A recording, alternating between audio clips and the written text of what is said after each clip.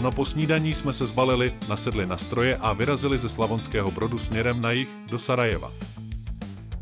Cesta vedla přes rozmanitou krajinu Bosny, kde se rovné úseky střídaly s kopci a údolími. Silnice byla klidná, provoz mírný a my jsme si užívali pohodovou jízdu.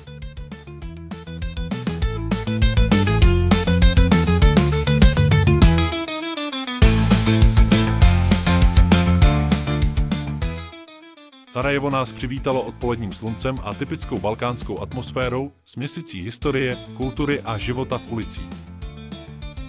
Po příjezdu jsme se ubytovali a vyrazili na procházku do historického centra.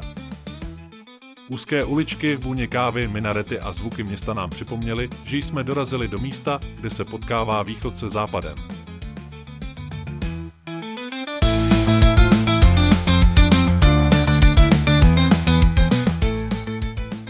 Další den jsme se rozhodli podívat na Sarajevo z výšky.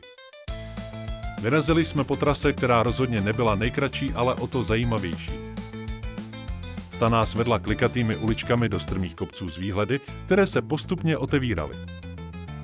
Na konci nás čekal nezapomenutelný výhled.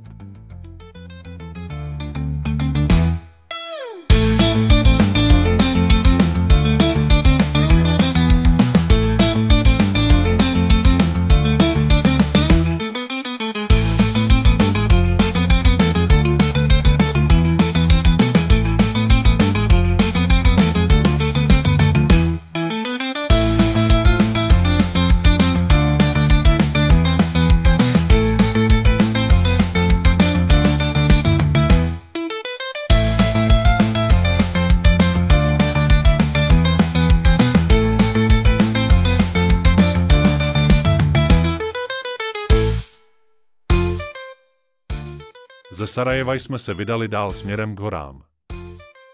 Po cestě jsme narazili na občerstvení s přírodní lednicí. Touto lednicí bylo vodou chlazené koryto s nápoji. Pivo z této lednice bylo jako křen. Naše cesta byla plná výhledů, zatáček a jednoho malého nečekaného dobrodružství. Hranici s Černou horou jsme překročili po starém kovovém mostě, který jakoby spojoval dva světy. Klidné bosenské údolí a divokou krásu černohorských hor.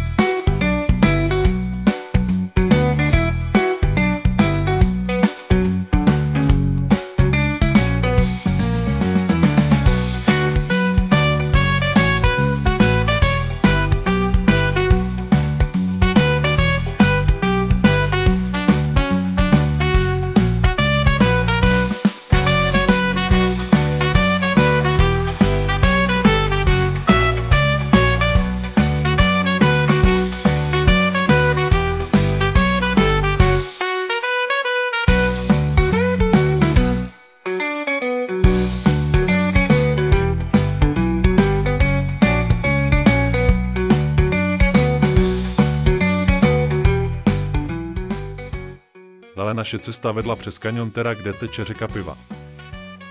Tento kaňon je jedno z nejhlubších údolí Evropy. Cesta se klikatila podél skalních stěn, zatímco pod námi hučela tyrkysová voda.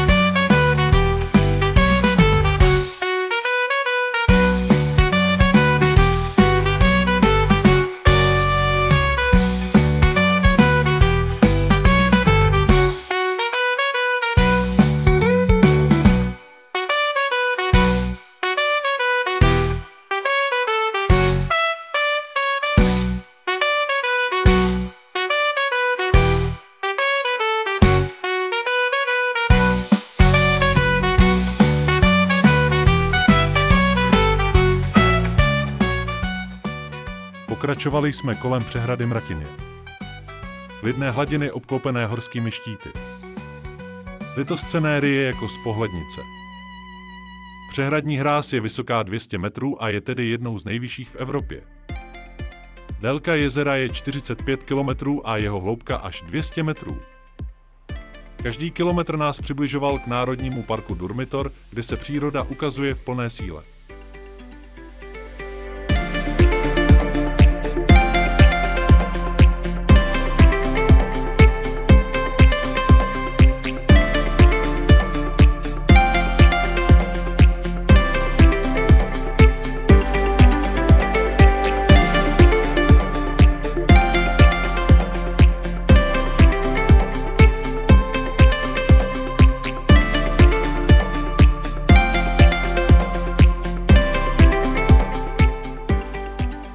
Od přehrady Mratiny jsme se vydali dál.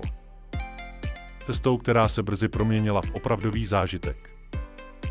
Klikatá silnice nás vedla vzhůru, mezi skalami a strmými svahy, tunely vykopanými v hrubé skále po silnici, kde se každá zatáčka odkrývala jako nové okno do černohorské krajiny. Když jsme dorazili na vyhlídku nad přehradou, dech se nám trochu zastavil. Pohled zpět na přehradu a kaňon řeky Pivy byl nádherný. Všude klid, výhled do dálky a jen vítr, který šeptal o tom, kolik příběhů tahle krajina pamatuje. A pak už jsme se rozjeli přímo směrem do Durmitoru Národního parku, kde se příroda ukazuje v plné síle. Horský vzduch, panorama skalnatých štítů, vše připraveno na další kapitolu naší výpravy.